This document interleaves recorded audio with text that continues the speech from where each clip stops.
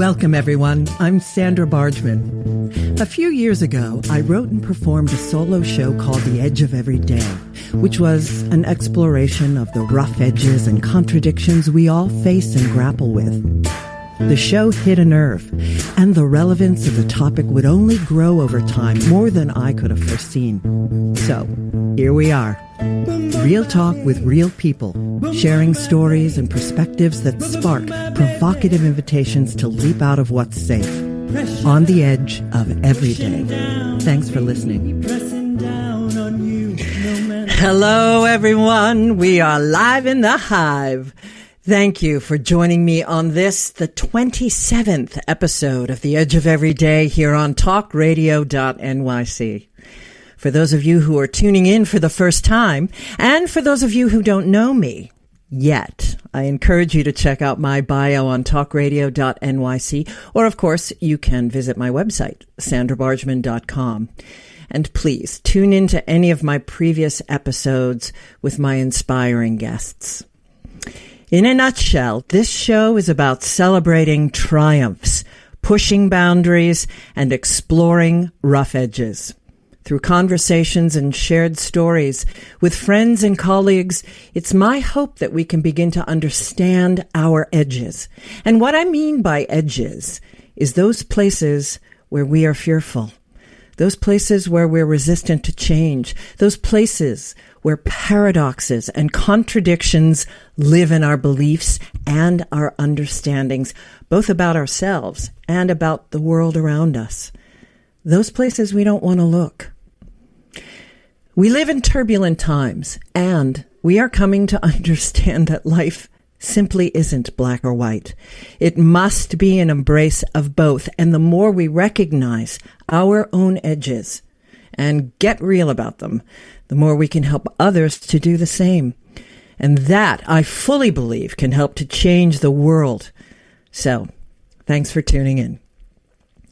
And without further ado, it is time to introduce our guest this evening. Rick Prashaw is a Canadian author, an in-demand keynote speaker, and a storyteller. He's had a diverse career as a journalist, a Roman Catholic priest, an executive director of a national NGO in healing justice, the Church Council on Justice and Corrections in Canada, and political staff to 3 members of the Canadian Parliament. He is a winner of the National Ron Wiebe Restorative Justice Award. Prashaw received a Bachelor of Journalism with honors at Carleton University in Ottawa, and a Master's of Divinity at the University of Western Ontario. He also studied at San Anselmo College in Rome. His son, Adam, inspired him to be an advocate for transgendered human rights and organ donorship. His first memoir, Soar, Adam, Soar, is based on the life of his remarkable son, who tragically passed away in 2016. His latest and second book, Father Rick, Roamin Catholic, a faith memoir, was published by Friesen Press in February 2022. Hello and welcome, Rick. Hi, Sandra. It's so good to be here with you. It is so good to be here with you. I am truly, truly honored to have you on this show. Those of you listening in our pre-talk just now, I got a little teary-eyed, and I said, let's get the tissues ready. It's been a while since I have been so moved by a book and by someone's personal story. So here's the book. We're just going to dive right in, out of the gate. Here's the book. Can we see it? Roman, I hate these things. I hate there it is. Roamin Catholic. Roamin Catholic, spelled R-O-A-M-I-N, not your regular Roman Catholic. How did you come up with that title, Rick? You know, Sandra, I forget. But good answer. The likely aha moment, like all great, brilliant moments in my life, probably was a dog walk. Inevitably, it's a dog walk with my Dallas, who's listening in here at my feet. And all the great things in my life come when I just sort of forget everything else, love Dallas, go for a walk. And probably that's when it jumped into my head and I smiled because it so was Spot me. On. And it was so the book. Yeah, totally. Well, my former Catholic husband really appreciated it. I have to read something for everyone. It's from the preface, and it just really sums this book up perfectly. But why tell the story at all? On the surface, it is intriguing. Father Rick, a Catholic priest. Marriage, a new vocation as father to Adam. A cruel tragedy and a permanent grief that has discovered a surprising life-saving gratitude in the choices I could still make. Dig deeper, and in the convoluted chapters of my life, there is a story that endured, a faith in my God, the gods, in the divine energies, and significantly, a faith in myself. And I can't think of a better way of describing one's life and personal faith journey. It was always a struggle the entire life, adult life, especially after the calling, the dramatic calling that I experienced to be a priest. How could I be faithful to this God who seemed to want me in service, and how I could be faithful to Rick? Because I did not see that contradiction. I thought that the more I could be one, I could be the other. But that, as many stories reveal, was the constant conundrum.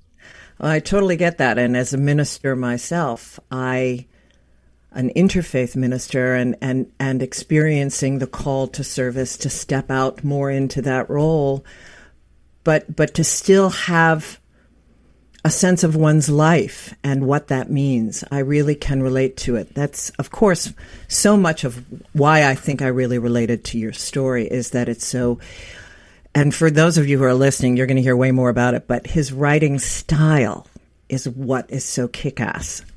Just turn on a dime, fun, witty, smart, poignant.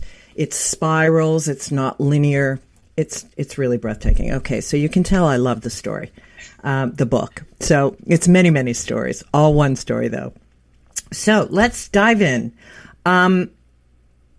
You say that storytelling obviously is at the heart of all that you do. And I don't know where I read this in my research, but you said somebody asked you about becoming an author, and you started out with a story about being a paperboy. Yes. I was a paperboy too. Actually, I was a paper girl, but yes, at 14. So well, that story is funny because it's so true. I'd sit on the bundle of my North Bay Nuggets and I would read the paper front to back. And all the people who are my customers would be driving by wanting their paper and seeing this curly-haired, red-haired, freckled-faced kid devouring the paper. And I'd put a poker face on it. One guy, John Doyle, who I said, John, I need to know what I'm selling here. So it's important that I read first. And he just shook his head. So that was the spark. I mean, or which came first, the chicken or the egg? But, you know, that news and storytelling and what the life events that led you into journalism. Yes?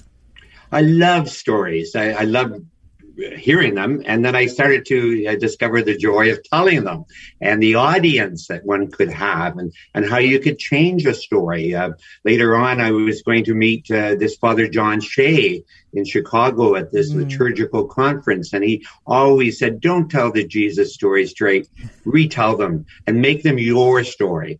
And it's the same thing. It's the same thing what you're saying there, you know, that, you put yourself into the story. You don't have to remember it. And the beauty that everybody tells the story just a little bit different and puts himself into it. Absolutely.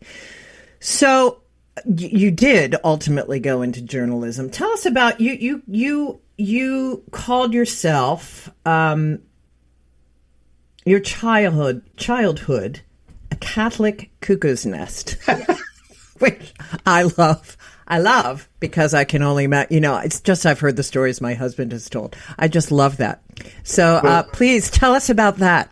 So many of your listeners either know this story personally or through their parents or ancestors. Yeah. And I had to catch myself in the writing because I would tell these insane stories of, the 9 First Fridays just would get you into heaven, fasting, prayers, holy water, processions when I was mortified as an altar boy, walking through the neighborhood and seeing my Protestant friends, follow me on their bicycles. And I just wanted to die on the spot. But once all of that was told, I realized that I don't want people to think that I'm mocking that, because I wasn't mocking it. It was normal. It was natural. It was the time. And that's why I think a lot of your viewers will get that. They'll get that and remember it. So I went back and I just remembered it as the best school of my life, with especially my father and my mother as sort of the lead characters and producers, of the show. But it was so Catholic. It was just such a traditional type of life. And yet it was normal. We were insane. We were crazy, as many stories I tell from that cuckoo's nest back in the 60s. Some of your viewers would remember earlier and even later with some of the reforms that happened with the Second Vatican Council.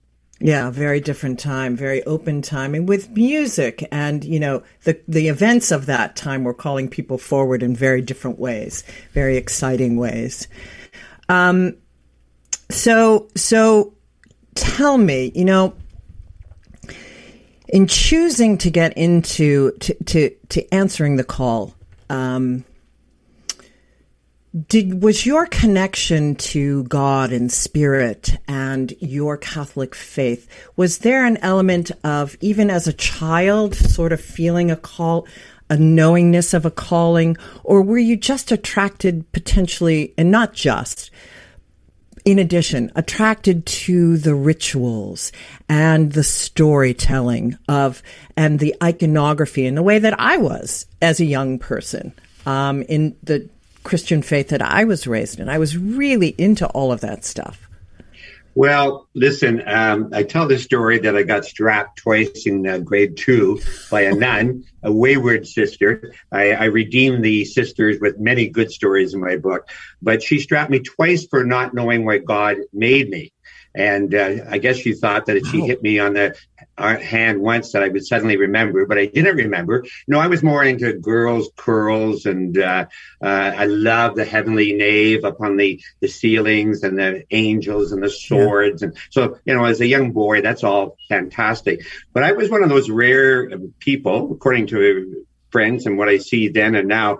At 12 years old, sitting on that bundle of newspapers, I knew I was going to be a journalist. I skipped career days. I had no idea, no interest in the priesthood. I was going to church, and it was part of my faith. Now, in terms of a calling that takes place and dramatically intervenes, and God, I guess, had run out of patience with me and finally decided to be a bit of a Saul on the road to Damascus story. I don't think I was murdering anybody, but I was having a very good 1970s rock and roll, long hair, music, and smoking some interesting substances. Excellent.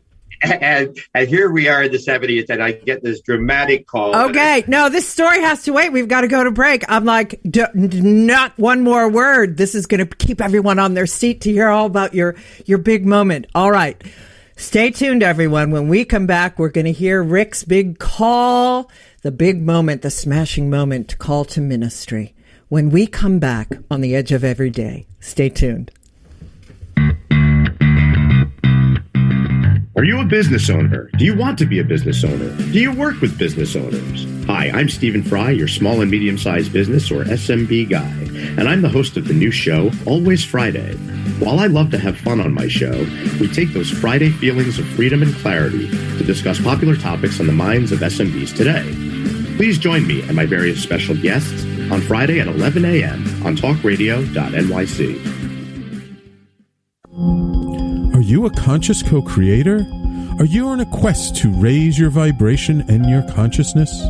I'm Sam Leibowitz, your conscious consultant, and on my show, The Conscious Consultant Hour, Awakening Humanity, we will touch upon all these topics and more. Listen live at our new time on Thursdays at 12 noon Eastern Time. That's The Conscious Consultant Hour, Awakening Humanity, Thursdays 12 noon on talkradio.nyc.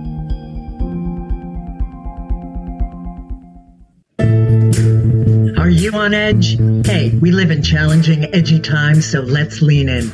I'm Sandra Bargman, the host of The Edge of Every Day, which airs each Monday at 7 p.m. Eastern Time on talkradio.nyc. Tune in live with me and my friends and colleagues as we share stories and perspectives about pushing boundaries and exploring our rough edges. That's The Edge of Every Day on Mondays at 7 p.m. Eastern Time on talkradio.nyc.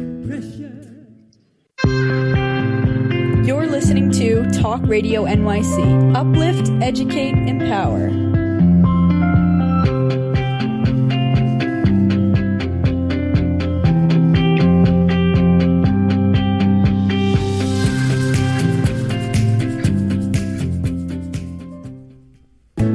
Chipping around, kick my brain to the ground. These are the days it never rained, but it pours on the edge of every day. And we are back with Father Rick Prashaw. So now we have to hear this incredible story, the call to ministry. Well, do we want to back up just a tiny bit and redo that, since I had to interrupt you? Sure. Do you want me to no. I'm just kidding. It was, you were leading up to it so brilliantly, and I had to interrupt you for a commercial break. No problem. I had an usher once at the back of the church. I was going on so long, he started waving his watch. And then when I still didn't stop, he took a calendar that they were selling at the end of the year and started flipping the months, just to get me to shut up. I'll do a little drum roll. So I'm a journalist, happy, thinking this is my lifelong career. And one day I tell just a little white lie to my editor, great man, Bruce Smiley. And I said, Bruce, I'm not feeling that well, and I think I'm going to take tomorrow off. Well, of course, the real reason that I wanted to take the next day off was a cousin was going down to a mutual cousin of ours who happened to be a Catholic priest in the Seattle diocese. And my first cousin, Tony, was just getting some wedding advice. And so I just went along for the ride, for the great day, and told this white lie that I wasn't feeling well. Well, God used that meeting with that priest and my cousin in the rectory to zap me. I was actually going to leave and just go for a walk, and Father Barry, the other cousin, puts me in the corner, pours me a scotch, and says, listen, you might be able to use this someday when you're going to get married. But God had other plans, and in the course, as I describe it, and I don't do it justice with words because it really is something that stayed with me all my life, no matter what was to happen afterwards, no matter the curves that were to come. I was so convinced of that authentic calling, and God just revealed to me, voice, just mood, energy, vibes, that this is who you are, Rick. This is why you live, doing what this priest is doing in this room. And I did what every red-blooded Canadian boy would do. I ran the opposite direction for about 3 months. I was in complete denial, continued the drinking and the parties and the fun. But it just that moment, that blast in that rectory in like one conversation, that dramatically changed my life. And I went back to it. And then go back to your earlier questions. Then those things from childhood and growing up and the Catholicity of my life, it all fit then. The saints, the prayers, it all sort of propped up this dramatic calling. Interesting. So you move. How do you move into that? Do you take your 3 months and you settle into this understanding of service, and you of course you know that you want to become a Catholic priest. Have you by that time started to consider or explore other spiritual traditions? Were you curious about other as well? That came later for you. That came later, except in the seminary, it was one of the most interesting courses I took. I love the Bible. I love the Old Testament, the Judeo traditions. I loved the world religions class. I just ate that up. So there was a sense that even then, what was really going to emerge later was this ecumenical Rick, this interfaith Rick, this Rick that wants to exchange pulpits that some Catholics were cool with and some Catholics were not cool with at all. To this day. To this day. And just a sense of this big God that was starting to emerge. But in the seminary, it was pretty much Catholic world. And I was beginning to wonder about the celibacy and how I was going to live it, and the huge struggle in the seminary, and it was to emerge later, was giving up the thought of being a dad, not being a father. You know, even before the notion of romance and love that all goes with that, was this idea of being a dad, not being father to all and father to none, but how can I work this out in my life? And I often would use humor. I just said, okay, God, you want me here, you better just take care of all of this, because I just didn't have it all figured out how that was going to play out. Well, and the trust in the life is just beautiful, and I can't wait for us to get into that portion. But before we do, I did want to ask you about, because it's so in alignment with the edge of every day, and we talked about this the other day, the mandorla and the understanding about shadow that you encountered in your work. I believe it was at the Correctional Institute? Yeah, this was after I left for love to marry. And I thought it was still, yeah, okay. It would be in my NGO days where I discovered this concept. Mandorla is this Italian word for sliver, the almond sliver. And it's when two worlds, the red and the blue states, the victims and the offenders, the us and them. The male and the female, the light and the dark. The female, the Christians and the edge of every day. And that little sliver where you could stand and find some overlap. Oh yeah, we all get up the same in the morning. We all head to the bathroom. We if we're fortunate, we get a cup of coffee on. We worry about our loved ones. We go out and if we have a job, and yet not long after, those worlds call us and pull us apart and polarize us. And yet, so the mandorla, I did a lot of work with some people down in Nova Scotia in Canada, and there were some African Canadians that were actually 200 years in the country and were of the Baptist tradition. And it was just interesting to get Catholics and Baptists together, white and blacks, and they were dealing with the racism in the high schools, and they seem to be at opposite ends. But we found that mandorla that said, seniors caring about their grandchildren, fears for their grandchildren, and they started talking, and they broke out of that, sort of racial world.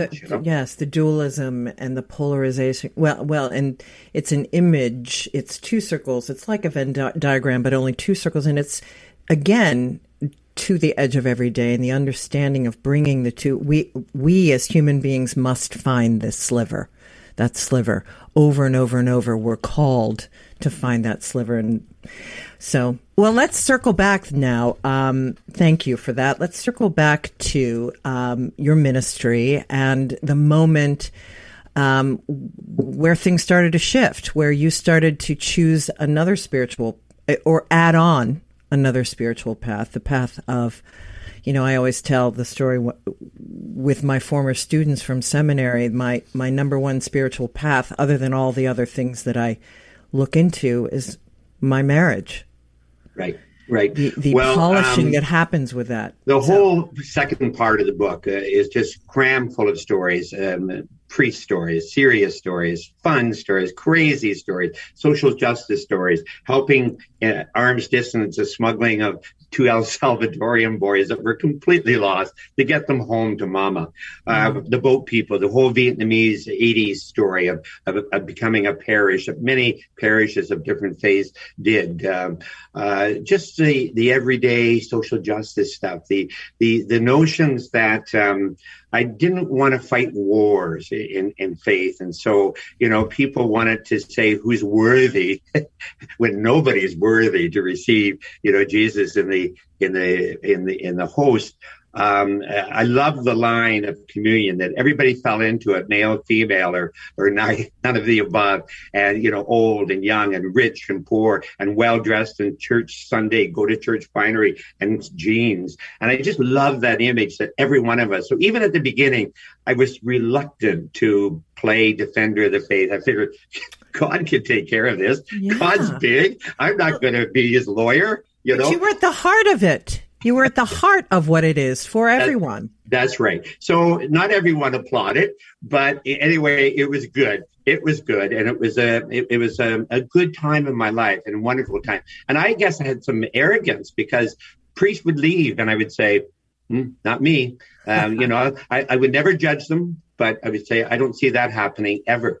So this whole love with this woman, Suzanne, it just slowly creeps up at the end of the second part of my story, and with just this discovery, this awakening, not only of the obvious physical and the flesh, but the seed again started to come with the notion that I could be a dad, I could be Father Rick, and I could be father as Rick, and for me, as it's happened to not all, but enough celibate priests who have just found that they wanted this mix of these two callings. And so I very much talk of two callings in my life: the calling to be Father Rick and the calling to be father to Adam.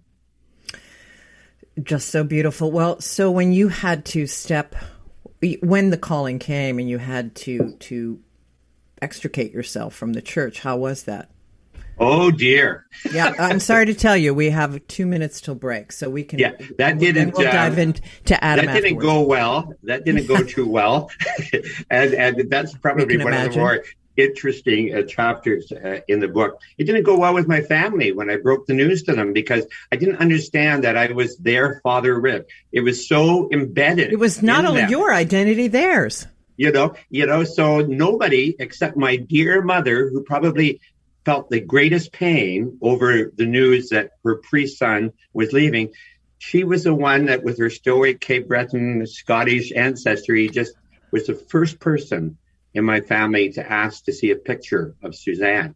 And that was just this beautiful, godlike moment for me, that of acceptance with all of her suffering that was going to come when she was going to hear it from the Ladies Guild and all the other judgments and the story. So it was hard. I talk about a retreat and 40 nights, dark nights of the soul, and yet a freedom came, extricating myself to know that if I can be Rick, somehow I have to figure out how I can still minister, how I can still believe, how can I still fit this in? And that's weird, going back to the Catholic part of the story, is people said, well, become an Anglican priest, become a United Church minister. You can have both. And yet the Catholic DNA was just too rich. So there that I didn't see the bottom line was, okay, let's be a minister or priest in another tradition. I knew my calling was to be husband to Suzanne and hopefully a family, and we'll see where that goes, and that would be part 3 that comes in the book. And a perfect seg. Well, and as you well know, once you say yes to service, it doesn't matter what package it's in. So when we come back with Father Rick, we're going to hear about his life as a father. Stay tuned on the edge of every day. Howdy, I am Joseph Franklin McElroy, host of the new podcast, Gateway to the Smokies. It airs on talkradio.nyc every Tuesday night from 6 p.m. to 7. Every episode is dedicated to memorable experiences in the Great Smoky Mountains National Park and surrounding areas. This show features experts and locals who will expound upon the richness of culture, history, and adventure that awaits you in the Smokies. Tune in every Tuesday from 6 p.m. to 7 on talkradio.nyc. Are you passionate about the conversation around racism? Hi, I'm Reverend Dr. TLC, host of the Dismantle Racism Show, which airs every Thursday at 11 a.m. Eastern on talkradio.nyc. Join me and my amazing guests as we discuss ways to uncover, dismantle, and eradicate racism. That's Thursdays at 11 o'clock a.m. on talkradio.nyc. Are you a small business trying to navigate the COVID-19 related employment laws? Hello, I'm Eric Sauver, employment law, business law attorney, and host of the new radio show, Employment Law Today. On my show, we'll have guests to discuss the common employment law challenges business owners are facing during these trying times. Tune in on Tuesday evenings from 5 p.m. to 6 p.m. Eastern Time on talkradio.nyc. You're listening to Talk Radio NYC at www.talkradio.nyc. Now broadcasting 24 hours a day.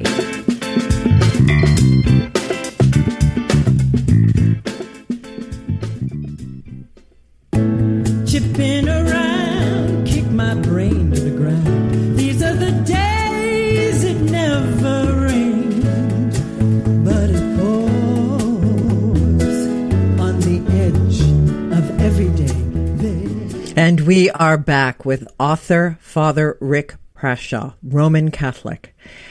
And now we get to the point of your story where you are father to Adam. So start the story for us.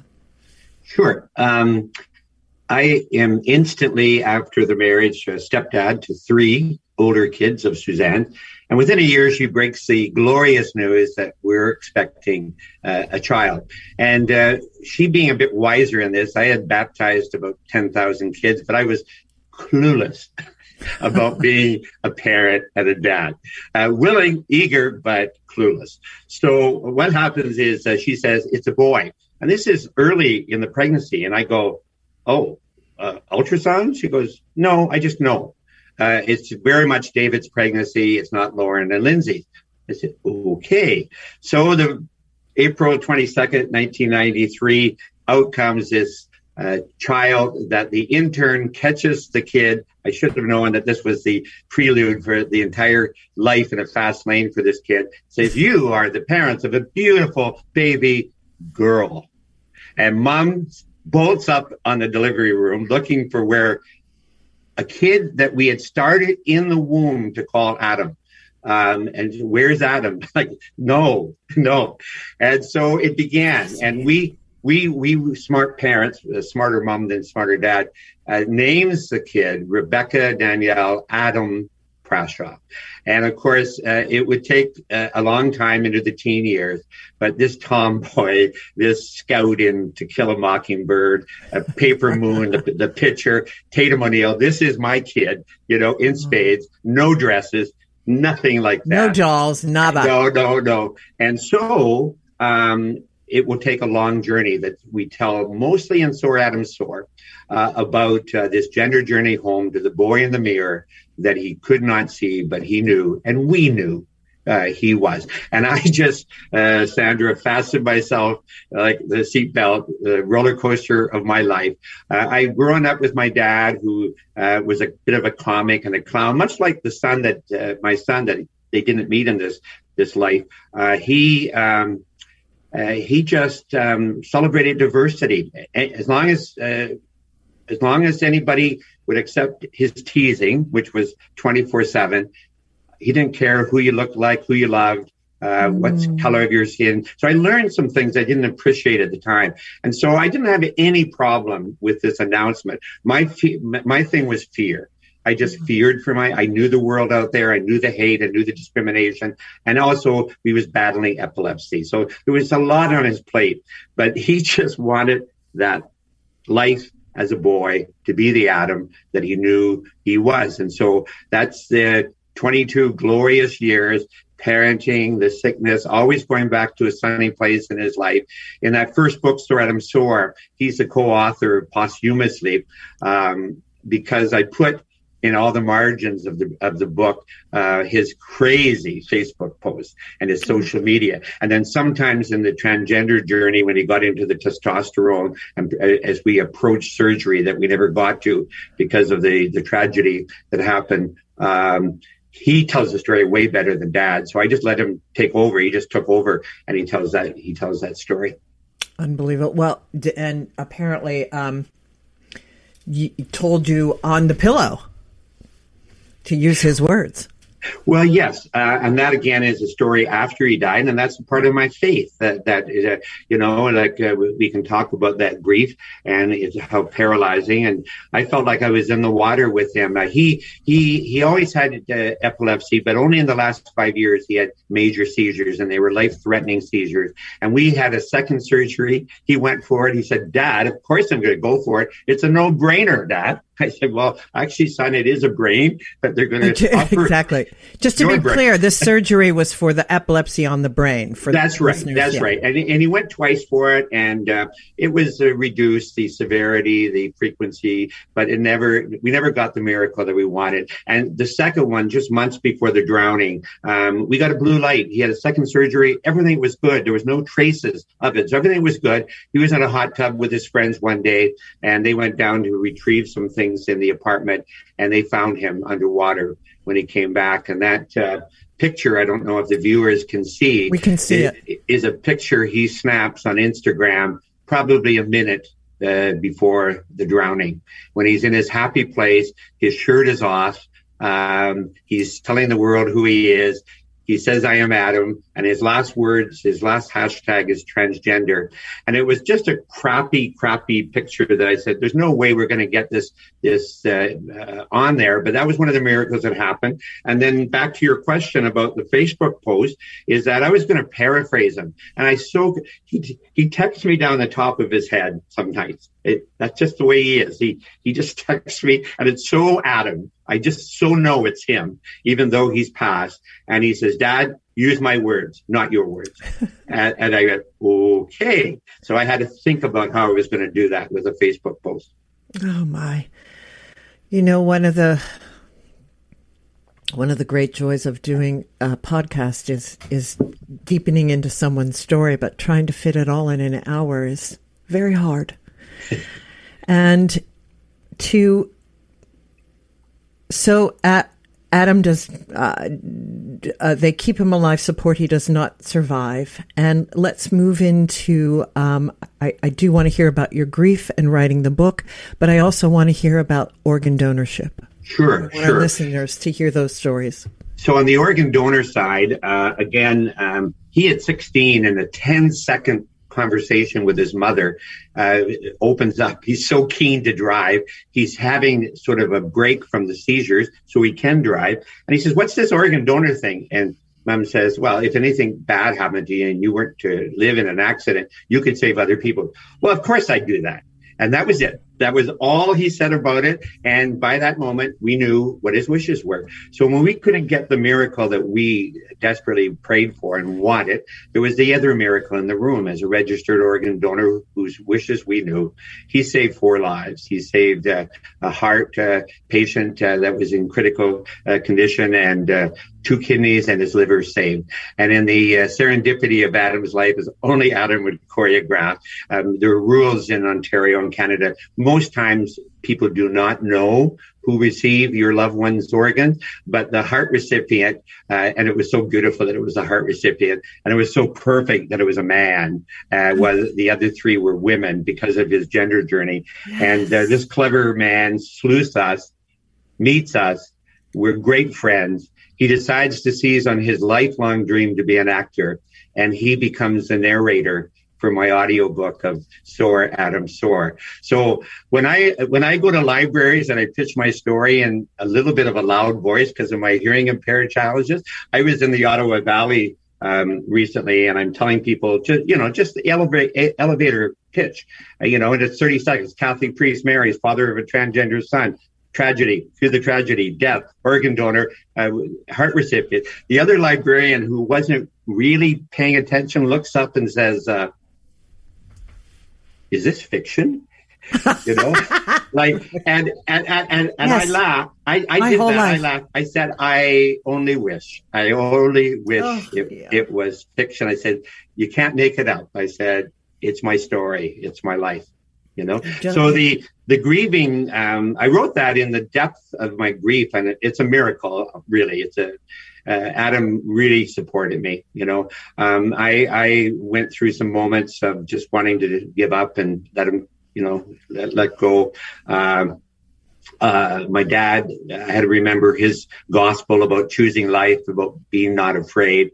He loved the St. Louis Jesuits hymn. He would always sing the Be Not Afraid of the St. Louis Jesuits. And I had a dream one night where I was in the water. It was like a ship disaster after Adam drowned, and the water was a perfect metaphor. And Adam swims over, and I'm holding onto this plank, and he takes the plank and he whacks me over the head. And he says, "Live, Dad, live." And I woke up from that dream, and my head really hurt, like really, really hurt. So I knew there was something real about that. And so that was the only moment that I thought I was just going to give up. But I wrote the book.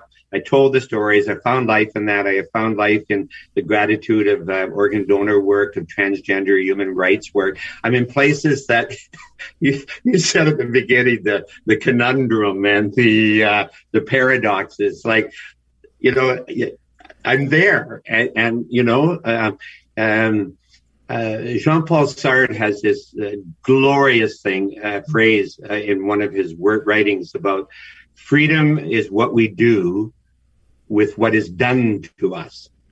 You know, we don't get to choose enough times. I wish more that we get to choose what happens to us, but we have a freedom on what we do with what is done to us. And that, I just hung on to that. That I had choices now as the father of Adam, that was going to be forever the father of Adam. How could I continue this dad relationship with him? How could I continue this relationship with a God who had as many questions as answers for, and who, you know, so much of it was mystery, without me understanding and knowing everything. That I just did not want bitterness. I did not want cynicism. That was not me. It just wasn't me. I wasn't, you know, like my father. It's just choices that he made in his life that he could have been bitter. The dirty 30s, depression, Second World War. He was in an orphanage for 6 years. He had all kinds of reasons, as I found out later in life, and I tell in the book, to have a chip on his shoulder. And he didn't have one, and my son Adam didn't have one. And I made choices about not having one myself. Absolutely glorious. I know I also heard, we've got to go to break, but I also heard that in something that I read about you or listened to, that you have what's up next potentially is a story about your parents. Yes. Can I say that now, or? Yeah, we can continue when we come back. You know what? Let's just cut it short. You know what, Sam? We're going to cut it short. We're going to go to break a couple minutes early. And when we come back, we will talk with Father Rick about what's up next for him. And we can find out where we can get this book and how you can further follow his work when we come back on The Edge of Every Day. Hey everybody, it's Tommy D, the nonprofit sector connector, coming at you from my attic. Each week here on talkradio.nyc, I host a program, Philanthropy in Focus. Nonprofits impact us each and every day, and it's my focus to help them amplify their message and tell their story. Listen each week at 10 a.m. Eastern Standard Time until 11 a.m. Eastern Standard Time, right here on talkradio.nyc. In a post-COVID world, you may have many unanswered questions regarding your health. Are you looking to live a healthier lifestyle? Do you have a desire to learn more about mental health and enhance your quality of life? Or do you just want to participate in self-understanding and awareness? I'm Frank R. Harrison, host of Frank About Health, and each Thursday, I will tackle these questions and work to enlighten you. Tune in every Thursday at 5 p.m. on talkradio.nyc, and I will be frank about health to advocate for all of us.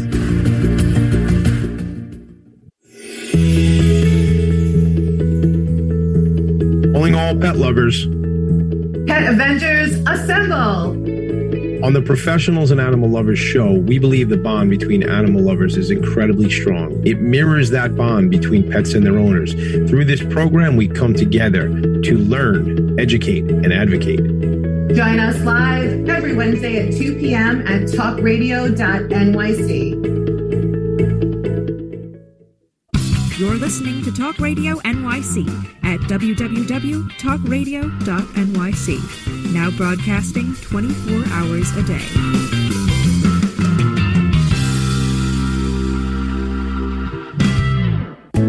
Chipping around, kick my brain to the ground. These are the days it never rained, but it pours on the edge of every day. And we are back with author Rick Prashaw, and we'll pick it up with what's next for you writing.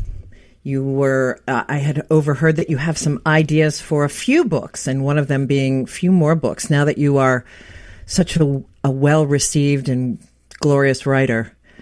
Yes, tell us about your book about your parents. Well, the first one I'm probably going to do, down and dirty one called Father Joe, would be a fictional work, my first fictional work, with just this priest with a deep, dark secret. He and God have fallen on hard times, and in terms of his belief. And it's quite a comic flight from God, quote unquote, that Father Joe takes in this book. But the fourth book that I better get to, or else my parents will not be happy, was probably going to be my first book, but everything else happened in my life to delay it, is that my father and my mother have an amazing World War II love story to tell. And I'm going to tell that story, but it's going to be creative nonfiction, because typical of enough veterans, my dad was just closed lip about, ever really telling many stories about it. So I'm going to time travel. I'm going to be a character in the book, and that's about all I'll say. I'm going to go back and be in his platoon, and I'm finally going to get from my father all those stories. That's fantastic.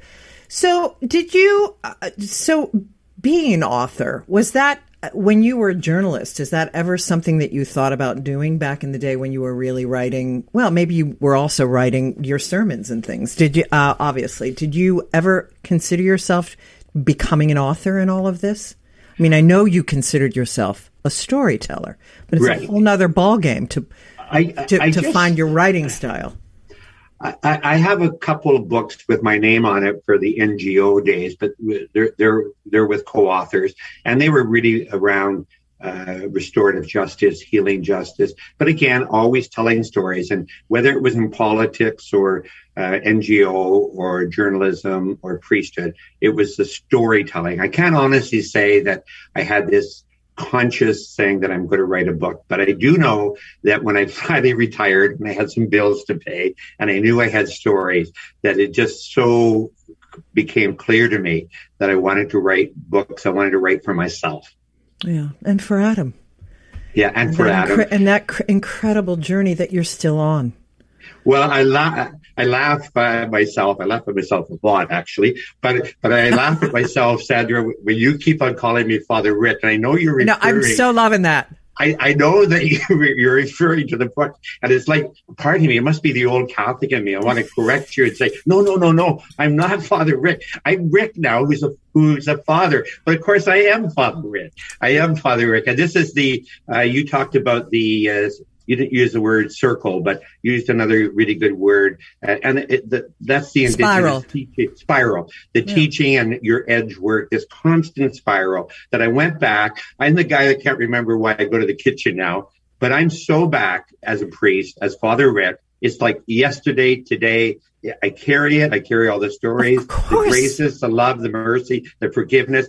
People said, your details. How did you remember the details? And I said, oh, that's good. And sometimes it was a Facebook question I put to somebody, but no, I knew it all. I knew every detail of every story, and so I just laugh at myself, and I want to correct you that I'm not Father Rick anymore, but I am Father Rick. I know. Well, as you have gathered, I rest assured, my my love for irreverence is big, which is why one of the many things I love about you.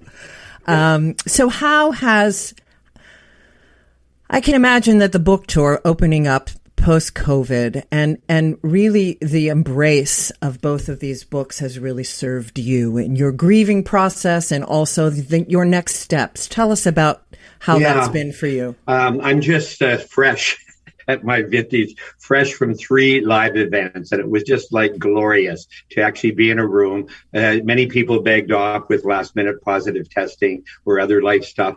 But to have 45 in the room 3 times, and I feed off people, you know, my personality is the extrovert, so I feed off people. It was the questions in the first book tour. Everybody wanted to know, okay, you were a priest and now a father to transgender son. And so how are you with this God thing and with church? So I knew very much what my next book was going to be. And now I feel really comfortable to head off into the fiction world. But of course, obviously, it'll still be fed by many nonfiction. But it's that interchange, it's that relationship you have with your readers. I get these love notes that I might have mentioned that, people thought their Catholic faith was like an heirloom in the attic. And a woman said, "You have disturbed me in the best possible way." And I have work to do. A millennial mom said, "I'm not religious, but I'm deeply spiritual. But I understand that I have a lot more work to articulate my creed. What is it I'm passing on to?" I said, "This is fantastic. This is still ministry." You just lay the story down, and God and the graces and the divine energy takes over. I think I said the priest who was happy that anybody was saying anything good about priests these days with the page 1 stories. And I tell a lot of good stories. And that's the complicated part where I've always lived, where I feel comfortable in sometimes the mystery, the not answering, the not knowing the answers, but the living it. And I had a reporter this morning say, "Well, what would you have been if you had not believed?"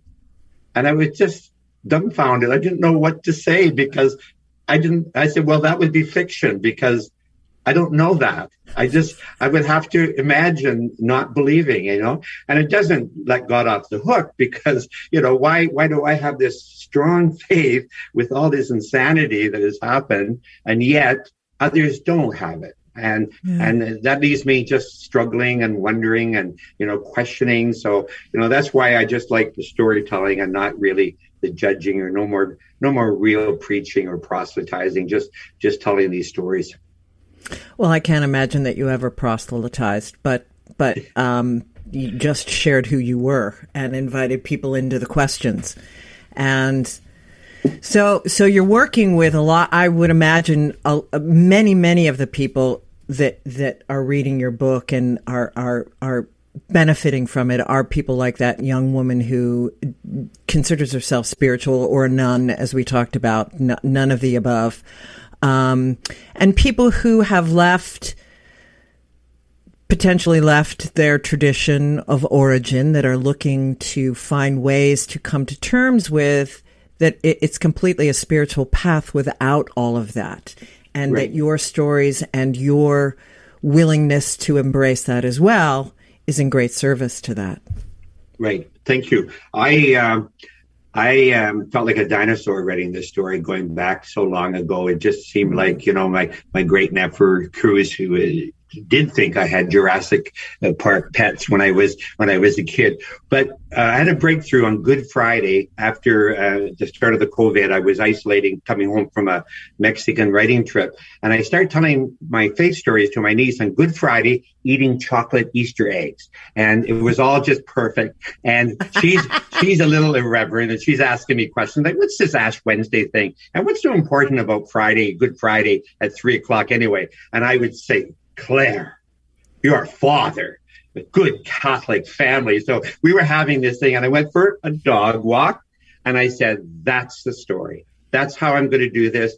I'm going to tell the story 2020 to Claire, and she's going to interject with her irreverence, with her fun, with her humor, making me my bourbon Manhattans and all of that stuff that happens. And so we bridge 70 years and we come into Biden and Trump and we come into Black Lives Matter and the pandemic and these polarized worlds and this God Bless America heresy that I call it, if you're not truly invoking the divine, but you're wrapping your God around a flag or around a corporate agenda.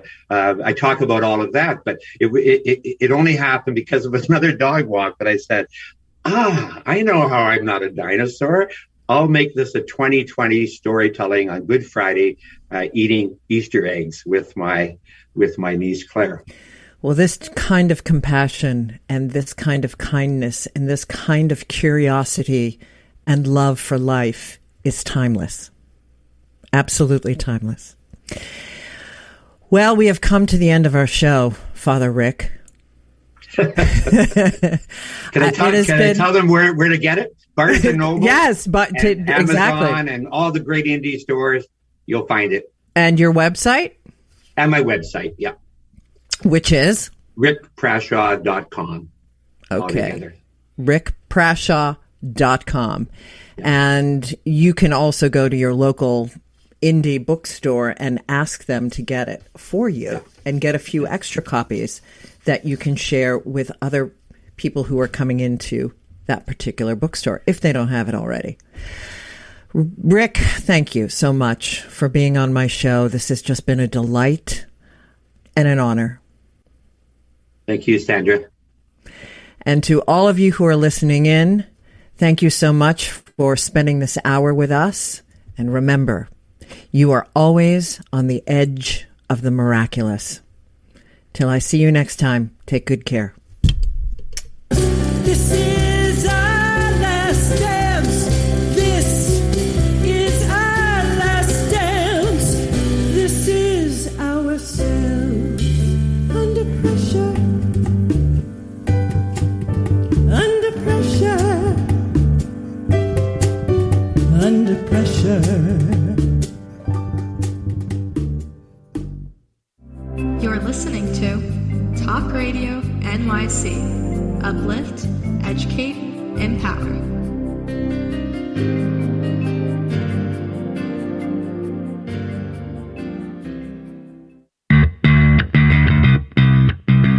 Are you a business owner? Do you want to be a business owner? Do you work with business owners? Hi, I'm Stephen Fry, your small and medium-sized business or SMB guy, and I'm the host of the new show, Always Friday.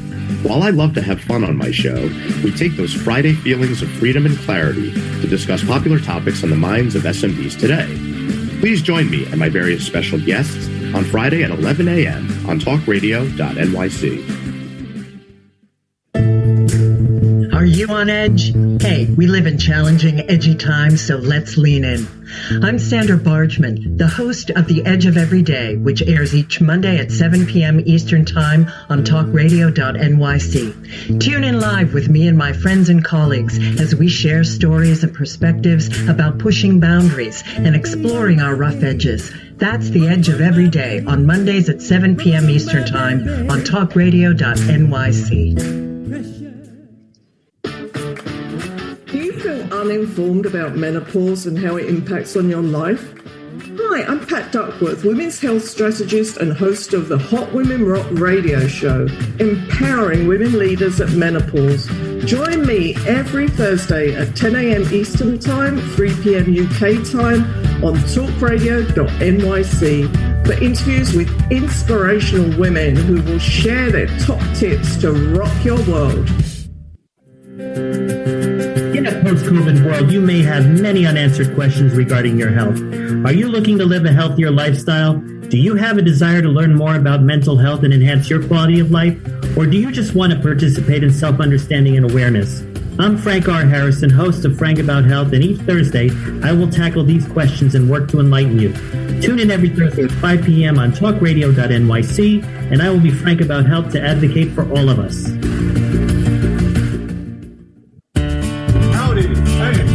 Friesen McElroy, host of the new podcast, Gateway to the Smokies. It airs on talkradio.nyc every Tuesday night from 6 p.m. to 7. Every episode is dedicated to memorable experiences in the Great Smoky Mountains National Park and surrounding areas. This show features experts and locals who will expound upon the richness of culture, history, and adventure that awaits you in the Smokies. Tune in every Tuesday from 6 p.m. to 7 on talkradio.nyc. You're listening to Talk Radio NYC. Uplift, educate, empower.